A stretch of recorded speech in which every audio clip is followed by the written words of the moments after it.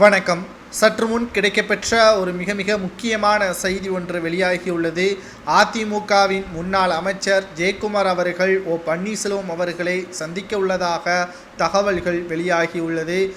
அடுத்தடுத்ததாக அமலாக்கத்துறை அதிகாரிகளால் முன்னாள் அமைச்சர்கள் வீடுகளிலும் அலுவலகங்களிலும் சோதனைகள் நடத்தப்பட்டு வரக்கூடிய நிலையில் அடுத்த பெயர் எடப்பாடி பழனிசாமி அவர்களுக்கு நெருக்கமாக இருக்கக்கூடிய ஜெயக்குமார் பெயர் அடிபட்டிருப்பதாகவும் இதிலிருந்து தப்பித்து கொள்வதற்கு எப்படியும் பன்னீர்செல்வத்தை தவிர வேறு யாரும் கிடையாது.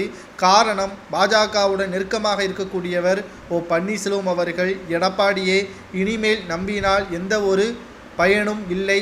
மக்களவை தேர்தலும் சரி, அதற்கு முன்பாக நடைபெற்ற அனைத்து தேர்தல்களிலும் அதிமுக தோல்விக்கு எடப்பாடிதான் காரணம். இனியும் எடப்பாடி பழனிசாமி அவர்கள் தலைமையேற்று தேர்தலை சந்தித்தால் மீண்டும் ஒரு மிகப்பெரிய தோல்வியை தான் சந்திக்க நேரிடும். 2026 அரசியல் களம் என்பது மிக மோசமான ஒரு அரசியல் களமாக பார்க்கப்படும். இளைஞர்கள் அதிக அளவில் தற்பொழுது ஓட்டுக்களை செலுத்தக்கூடிய வகையிலும் புதிய கட்சிகள் தமிழகத்தில் அறிமுகப்படுத்தியிருக்கக்கூடிய சூழலிலும் தற்பொழுது அதிமுகவை மீட்டெடுக்கக்கூடிய பொறுப்பு அனைவருக்கும் உகந்ததாக பார்க்கப்படுகிறது.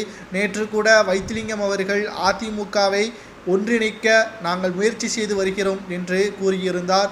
ஆனால் இதற்கு பதிலளி கொடுத்த எடப்பாடி பழனிசாமி அவர்கள் கட்சியிலிருந்து நீக்கப்பட்ட OPS, சசிகலா, டிடிவி தினகரன், வைத்திலிங்கம் இவர்களை தவிர வேறு யார் வேண்டுமானாலும் கட்சியில் இணைந்து கொள்ளலாம், இவர்களுக்கு மட்டும் இடமே கிடையாது என்று எடப்பாடி பழனிசாமி அவர்கள் கூறியிருக்கிறார். சரி, என்ன காரணம் என்பதை பற்றி அவரிடம் கேட்கும் பொழுது அதற்கு மட்டும் பதில் கூறாமல் மௌனமாக இருப்பது ஏன்?